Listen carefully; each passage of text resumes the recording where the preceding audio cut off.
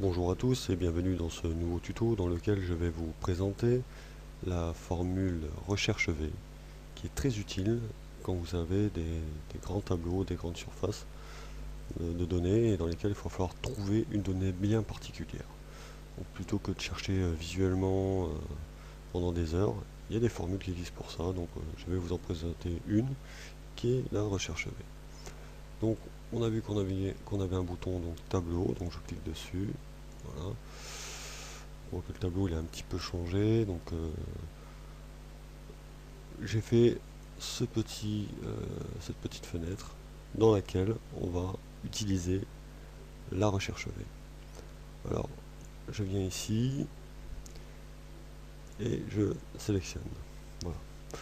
Donc à quoi ça sert? La recherche V, c'est une recherche verticale qui va permettre de chercher un élément précis dans une zone de recherche. Et à partir du moment où on va trouver cet élément, on va répertorier une valeur dans la ligne où se trouve la valeur recherchée. Donc je m'explique. Ici, on a la valeur cherchée. La valeur cherchée, c'est I4.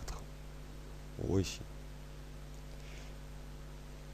Ensuite, on a la table des matrices. La table des matrices, c'est ni plus ni moins que la zone de recherche. Donc, il faut toujours partir du principe que la zone de recherche commence par la colonne où se trouve l'élément recherché.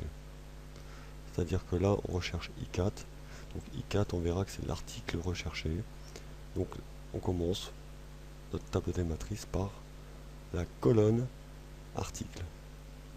Donc ce sera de C4 ici à G13 ici. Ensuite on a le chiffre 2, c'est le numéro d'index. Alors le numéro d'index, c'est ni plus ni moins que le numéro de la colonne où se trouve l'élément qu'on veut faire ressortir. Donc on compte. Première colonne, là où il y a les articles. Deuxième colonne, la valeur. Donc moi je vais faire ressortir la valeur du premier trimestre d'un article, peu importe l'article. Donc ce sera la colonne 2. 1, 2. Ensuite on a faux. Alors faux c'est la valeur. Alors c'est pas une valeur fausse, c'est ni plus ni moins que la valeur exacte en fait. Si on met vrai c'est une valeur approximative. Si on met faux c'est la valeur exacte qui est inscrite dans la cellule. Donc je l'ai fait ici pour le premier trimestre. Je l'ai fait ici pour le troisième trimestre. Donc on voit que c'est exactement la même formule, sauf que ici, le numéro d'index sera le numéro 3. 1, 2, 3. Voilà.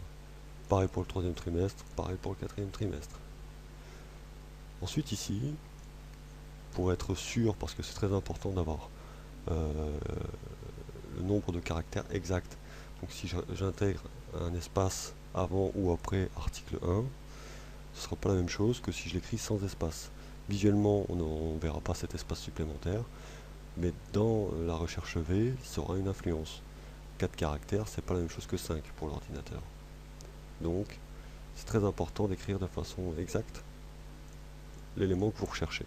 Donc pour ce faire, petite astuce, on va intégrer un menu déroulant, comme ceci, dont les références de ce menu sera ni plus ni moins que la colonne C, donc de C4 à C13.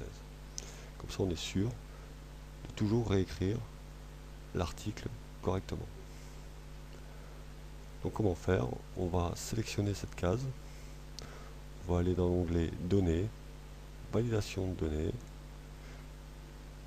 ensuite Validation de données, on clique encore, ici on sélectionne une liste, et la source, on sélectionne la source, donc de C4 à C13. Ensuite on valide, et là on aura bien un menu déroulant. Quand je vais choisir un article, hop, on verra que ça m'affiche case par case la valeur du premier trimestre, du deuxième, du troisième et du quatrième trimestre. Ce qui me permet d'avoir une lecture de ligne directe en fonction d'un article. Ensuite, on va voir ici petite valeur et plus petite valeur et plus grande valeur. Alors c'est ni plus ni moins qu'une formule qui va rechercher dans la colonne trimestre, du premier trimestre, la plus petite valeur. Ensuite, on aura exactement le même principe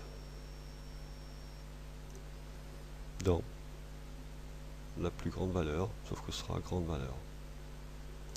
Donc on voit que la matrice, moi j'ai choisi la colonne, parce que je veux uniquement dans la colonne, ça pourrait marcher exactement de la même manière sur l'ensemble du tableau.